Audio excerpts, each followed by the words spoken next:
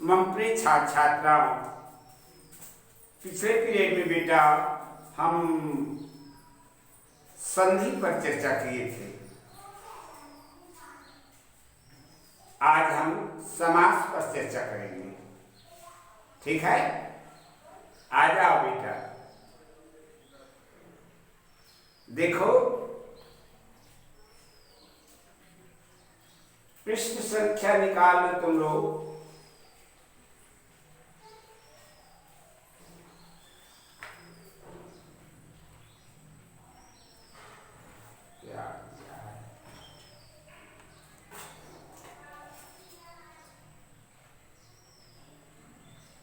इक्यासी है क्या बेटा?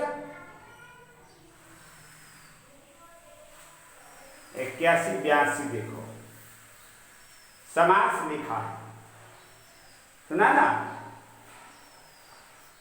तो ये तो तुम छठी से पढ़ते आ रहे हो, संधि समास, है ना? चलो हम तुमको आज समास पर फिर से अच्छे से जानकारी देते हैं। बड़े ध्यान से समझो। इसकी परिभाषा है समास की, दो या दो से अधिक पदों के कारक चिन्हों को छोड़ करके परस्पर मिल जाते हैं तो उस मेल को समास कहते हैं। यथा नरायाम पति है, नरपति। देखा, नरायाम नहीं है, नरा नाम, नरा नाम पति है, नरपति है। ये उसका उदाहरण दिया। दो पद कौन कौन से देख रहे हो? नरा नाम एक पद है बेटा, और पति है ये दूसरा पद है। दोनों मिलकर के नरपति है बन गया एक। इसको कहते हैं समास। संधि में हमने क्या देखा था? महाधन आत्मा, महात्मा। तो समास और संधि में यही अंतर है। समास में शब्दों का मेल होता है और संधि में वर्णों का मेल होता है। ठीक है, तो समास को समझ गए ना? ये है उसकी परिभाषा और उदाहरण। अब समासिक पद, समास द्वारा बने शब्द को समासिक पद कहते हैं। समझ में आया ना? जैसे नराणाम पति है, नरपति में है, नरपति है समासिक पद है। नरपति क्या है? समासिक पद कहलाएगा। और नराणाम प्रथम पद है और पति है द्वितीय पद है। ये दोनों पद मिलकर के जो है नरपति ही बनाया। सुना बेटा? इस तरह से जो है ये विग्रह है और उसके बाद समासिक शब्द बन गया नरपति। नरपति को समासिक शब्द कहेंगे और नरा नाम को पद कहेंगे और पति को भी पद कहेंगे। नरा नाम प्रथम पद है और पति है द्वितीय पद है। ठीक, अब देखो बेटा, समास विग्रह। समासिक पद या समस्त पद को अलग कर उसकी कारक चिन्हों के साथ जब उसे पूर्व जैसे रूप में लिखा जाता है तो समास कहते हैं, तो उसे समास कहते हैं। ठीक, यथा नरपति में नराणाम पति समासिक विग्रह है। ठीक है, नराणाम पति क्या है? समासिक विग्रह, विच्छेद इसको कहते हैं। अब देखो समास के भेद। समास 6 प्रकार के होते हैं। अव्ययी भाव, तत्पुरुष, कर्मधारय, द्विगु, द्वंद्व, बहुव्रीहि। ये भेद हैं समास के। अच्छे से समझ लो बेटा इन सबको, क्योंकि इस साल में पढ़ोगे और इसी को 9वीं में भी पढ़ोगे और इसी को 10वीं में भी पढ़ोगे। हाँ, यदि इस साल तुमने अच्छे से पढ़ लिया, इसको समझ लिया, तो ये तुम्हारे लिए लगातार हाई स्कूल में भी काम आएगा। ठीक। अब यही भाव समास किसको कहते हैं?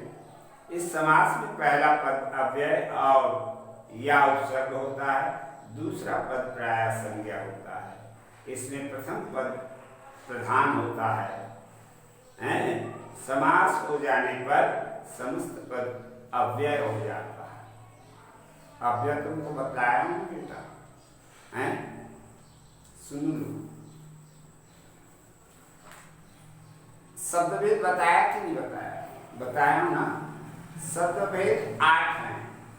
संज्ञा, सर्वनाम, विशेषण, क्रिया, क्रिया विशेषण, समुच्चय बोधक अव्यय, संबंध सूचक अव्यय और विस्मयादिबोधक अव्यय। ये 8 शब्द भेद कहलाते हैं, जिसमें 3 तो अव्यय हो गए।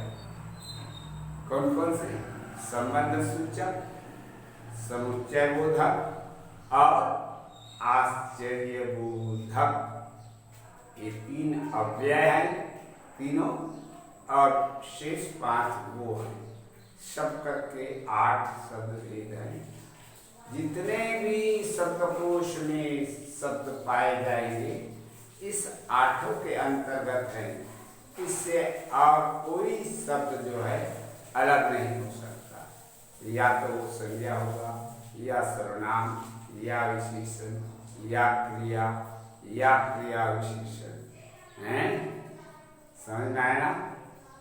या समुच्चय बोधक अव्यय होगा, या विस्मयादि बोधक अव्यय होगा, या संबंध सूचक अव्यय। बस। तो समासिक पद समझ गए ना? आ जाओ।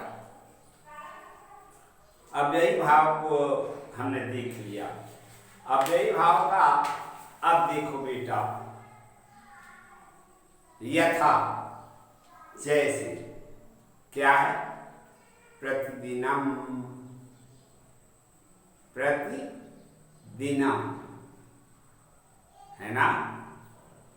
प्रति अलग, दिनम अलग, ये विग्रह हो गया। और दोनों मिलकर के प्रतिदिनम, ये प्रतिदिनम विग्रह नहीं है, दिनम दिनम विग्रह। प्रतिदिनम समासिक पद है। समझा रे बेटा? प्रतिदिनम क्या है? समासिक पद है, याद रखना। और इसका विच्छेद या विग्रह दिनम दिनम, ये विग्रह है। हिंदी में मतलब होता है प्रत्येक दिन। उसी तरह से दूसरा उदाहरण दिया है, यथाशक्ति। देख लिए? यथाशक्ति दूसरा उदाहरण। पहला देखा प्रतिदिनम को, और उसका विच्छेद तुमने देख लिया। दूसरा शब्द जो दिया है उस यथाशक्ति, उसका जो विच्छेद होगा वो शक्तिम अनतिक्रम। ठीक है? इस तरह से उपनदी, नद्याम समीपे उपनदी, नदी के समीप, जाने ना? ये भी 3 उदाहरण दिए हैं तक तुम्हारे अव्ययी भाव समास के। दूसरा है तत्पुरुष समास। वह समास जिसमें अंतिम पद प्रधान होता है और विशेष्य होता है। पहला पद संज्ञा होकर के भी विशेषण जैसे रहता है, और दोनों पद के बीच कारक चिन्ह का लोप हो जाता है, तत्पुरुष समास कहलाता है। समझ में आया ना? ये इसके लक्षण कहो या यही परिभाषा है तत्पुरुष समास का। समझ में आ रहा है ना बेटा?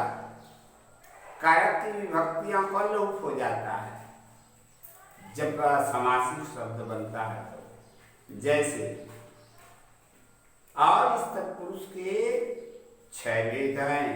द्वितीय तत्पुरुष देखा, दुखातीत, दुखम अतीत, दुखातीत, देख लिए।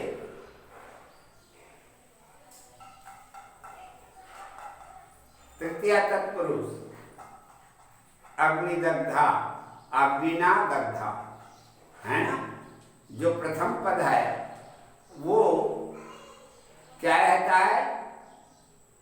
कारक की विभक्तियों से जुड़ा रहता है, और जब मिल जाता है, समासिक पद बन जाता है, तो वो विभक्तियां दूर हो जाती हैं।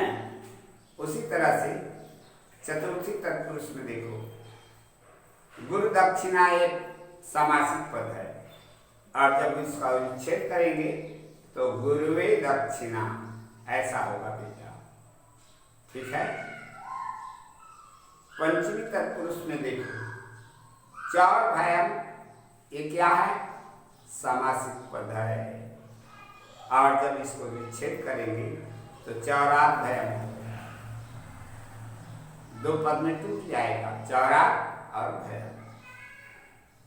अब देखो उसके बाद पंचम षष्ठी तत्पुरुष, आम्रफलम, आम्रस्य फलम आम्रफलम, ऐसा इसका विच्छेद हो जाएगा। कृष्ण भक्त, कृष्णस्य भक्त, कृष्ण भक्त। ठीक?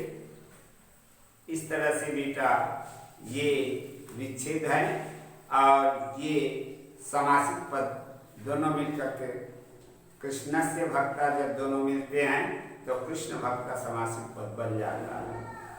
आइए नंबर 6, सप्तमी तत्पुरुष, क्या? कार्य दक्ष। तो कार्य दक्षा, कार्य दक्षा, जलमग्ना, जले मग्ना, इस तरह से इतने उदाहरण जो दिए हैं वो 1 से लेकर के 6 तक के तत्पुरुष का ये भेद है। आ जाओ अब नंबर 3। पहला हमने क्या देखा? अव्ययी भाव। दूसरा क्या देखा? तत्पुरुष। अब तीसरा नंबर देखते हैं कर्मधारय समास। किसको कहते हैं कर्मधारय? देखो बेटा, तत्पुरुष में 2 पद एक ही विभक्ति के नहीं होते, है ना? परंतु कर्मधारय में समान दोनों पदों एक ही विभक्ति के होते हैं। साथ ही प्रथम पद विशेषण और द्वितीय पद विशेष अर्थात संज्ञा बताता है, जिसे कर्मधारय समास कहते हैं। समझ गए? देखो बेटा, कृष्ण सर्प तो हो जाएगा कृष्ण च असौ सर्प, हिंदी में कहते हैं काला सर्प। तो प्रथम पद विशेषण और द्वितीय पद संज्ञा, इस प्रकार से जुड़े हुए समास को कर्मधारय समास कहते हैं। नीलोत्पल्लम, नीलम च उत्पल्लम, नीलोत्पल्लम। घनश्यामा, घनम ईश्यामा। महाराजा, महान च असौ राजा, महान च असौ राजा, महाराजा। ठीक है? ये रहा। शेष जो बचा है बेटा, इसको मैं अगले पीरियड में पढ़ा दूंगा। ठीक है? तो जितना ये पढ़ा दिया थी, इन तीनों को कॉपी में लिख लो और याद कर लो बेटा। हाँ, ये तुम्हारे आज के नहीं, ये आगे 2 साल 9वीं और 10वीं में भी काम आएगा। ठीक?